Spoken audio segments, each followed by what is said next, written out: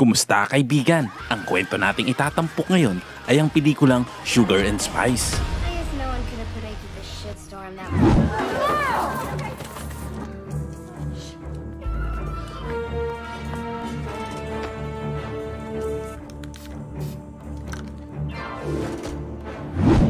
Sa simula ng eksena, makikita sa isang kwarto ang lalaking investigador habang kausap nito ang isang dalaga na nagngangalang Lisa Yanish. Nagbibigay ito ng kanyang testimonya at nangakong sasabihin ng lahat ng kanyang nalalaman. Pagkatapos, isa-isang ipinakilala ni Lisa ang mga miyembro ng squad sa investigador at sa iba pang mga pulis na naroon. Ang unang miyembro ay si Diane Weston, ang captain ng A-Squad cheerleading group. Ayon kay Lisa, inagaw sa kanya ni Diane ang titulo na kanyang inaasam-asam pagkatapos niyang mag-stay ng 4 na taon sa B-Squad. Sinabi din nito ang lahat ng hirap at pagod niya upang i-maintain ang kanyang katawan at matugunan lamang ang pamantayan ng A-Squad. Dagdag pa ni Lisa, ang mga miyembro ng squad ay sobrang close sa isa't isa na ultimo kanilang monthly period ay nagagawang pagsabay-sabayin nila. Ang ilan naman sa mga tao ay tinatawag silang mga lesbian. Ang pangalawang miyembro ay si Hannah na inilarawan ni Lisa bilang isang debotong Kristiyano na hindi gaanong nagsasalita ngunit talagang kaakit-akit. Ang pangatlong miyembro ay si Cleo Miller na sinasabi ni Lisa na isang mapagpanggap dahil madalas pinipeki nito ang size ng kanyang bra. Madalas ding may schedule sa kanyang therapist dahil sa kanyang pagkahumaling kay Conan O'Brien. At ang ika-4 na miyembro naman ay si Kansas Hill. Kilala siya sa pagiging matalas ang dila. Ang ina ni Kansas ay nakakulong ng habang buhay matapos parilin nito ang kanyang manlulokong asawa sa ospital kung saan ipinanganak si Kansas. Iniwan ito ng kanyang nanay sa kanyang lolo at lola upang palakihin ng maayos. At ang panghuli ay si Lucy na ipinakilala bilang isang napakatalinong babae na may extraordinary skills at may obsessive-compulsive disorder. Today we're gonna cheer loud, jump high. Cheerleaders kick!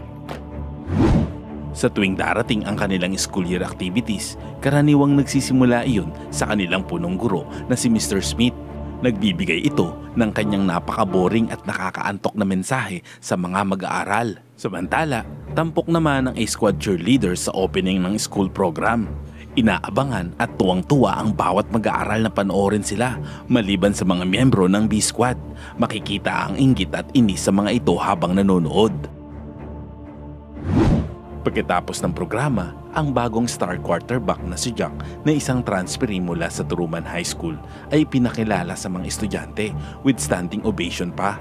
Gumawa naman si Diane ng mala Carlos Yulo na stunt upang i-welcome si Jack, ngunit hindi sinasadyang tamaan ito sa muka dahilan upang mawalan ito ng malay. Ilang sandali pa, nagising si Jack at pagmulat ng kanyang mata, nakita niya ang nag-aalalang magandang mukha ni Diane. Nagtanong naman ito kung kumusta na ang pakiramdam niya. Nalabat first sight yata si Diane sa kagwapuhan ni Jack. Kinabukasan, magkakaroon ng high school homecoming king and queen ang kanilang eskwelahan. Si Jack naman ang napiling representative sa kanilang football team at nagkaroon ng pagkakataong magsalita sa harap. Sinabi niya ang kanyang 3 pangunahing layunin na maging isang senador ng estado, manalo sa homecoming games at maka-attend sa homecoming dance kasama si Diane. Dahil dito, kinilig ang maraming estudyante na nagpasaya sa buong school. Agad na naging talk of town ang dalawa. Maraming mga mag-aaral ang sumang-ayon na sila ang perpektong match at ang kanilang relasyon ay mabilis na lumago. Samantala, dumating na ang araw na kanilang hinihintay.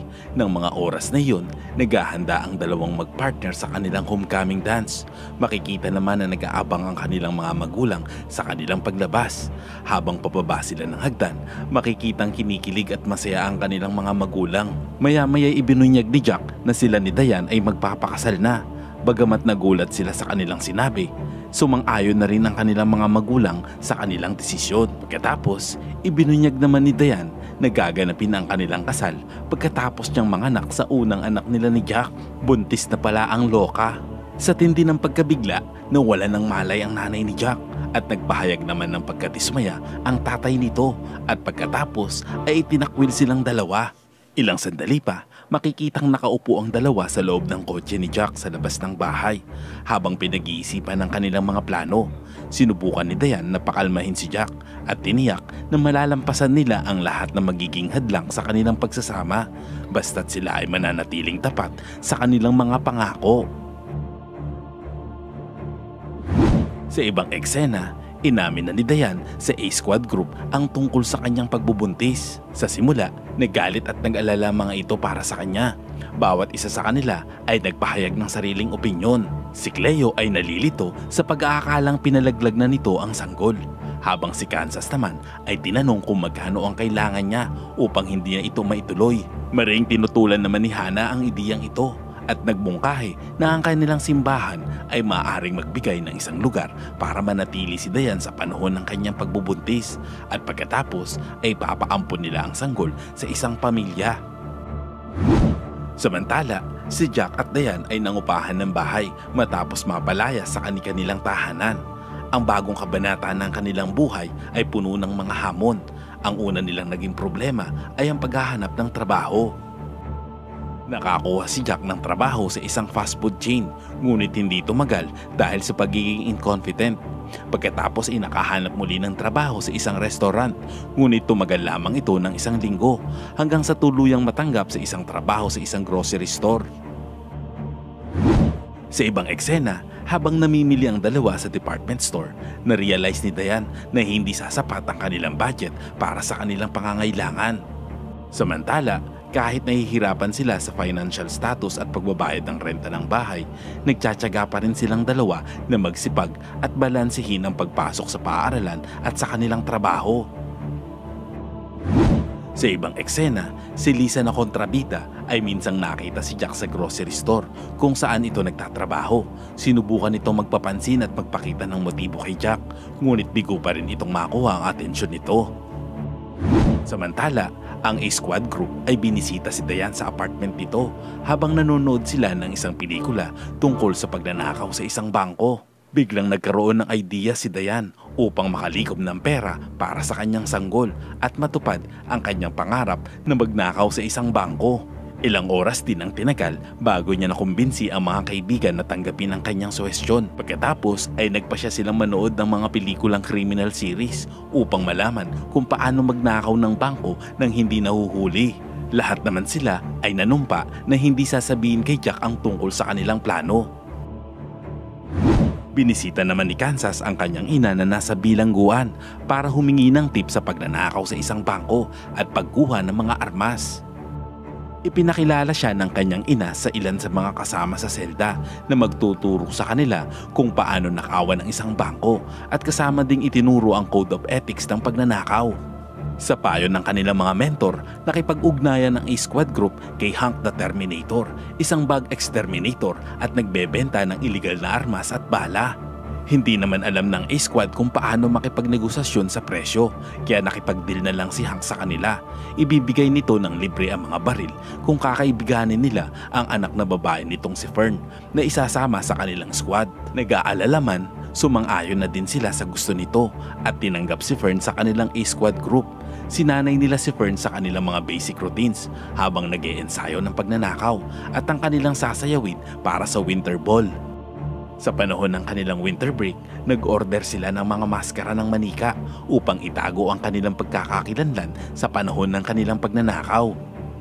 Isang araw bago ang pagnanakaw, umatras naman si Lucy dahil nakatanggap siya ng scholarship sa Harvard. Galit na galit ang squad at inakusahan si Lucy ng paglabag sa Pledge of Allegiance ng National High School Cheerleading Association and Conformity. Gayunpaman, nanindigan si Lucy at sinabing isasaulin na nito ang kanyang mga pom-poms pagkatapos ng Pasko. Nag-volunteer naman si Fern na gawin ang task ni Lucy sa pagnanakaw, kaya't muling nagsaya ang A-Squad Group. Samantala, nakatanggap si Diane ng engagement ring kay Jack at nalaman niyang ibinenta nito ang kanyang kotse para bilhin lamang ito. Dahil dito, nagkaroon ng problema ang A-Squad dahil wala silang gagamiting getaway vehicle. Nagsuggest naman si Fern na gamitin ang van ng kanyang ama sa kabila ng problema nito sa preno. Dumating ang araw ng kanilang pagnanakaw. Isang supermarket ang kanilang target. Bumalik naman si Lucy para tulungan sila. I'm a part of the squad. Samantala, na mga sandaling iyon, naroon din pala sa supermarket ang kontrabidang si Lisa at namimili. Nakita niya ang mga magnanakaw na pumasok sa loob ng store at pinadapa sila. Napansin niya na gumagamit ng cheerleader stunt ang mga ito upang matakpan ang mga security camera.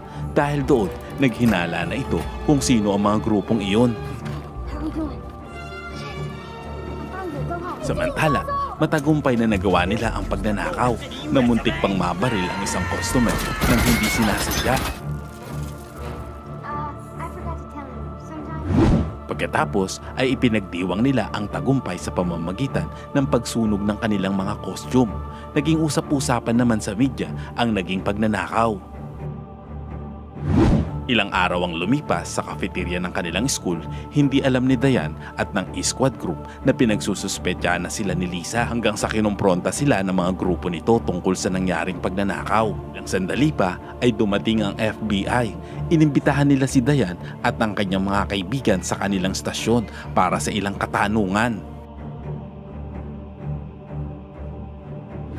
Samantala, nang makalabas na sila sa estasyon, kinausap ni Dayan ang grupo kasama si Lisa at nagpasya na isasama na ito sa A-Squad group at ipopromote bilang captain ng cheerleading team para tumahimik na. At dahil nasa ikatlong trimester na si Dayan sa kanyang pagbubuntis, hindi na niya kakayaning makapag-perform ng mabigat na gawain. Nashock ang A-Squad group sa kanilang narinig at nagalit sa kanyang desisyon.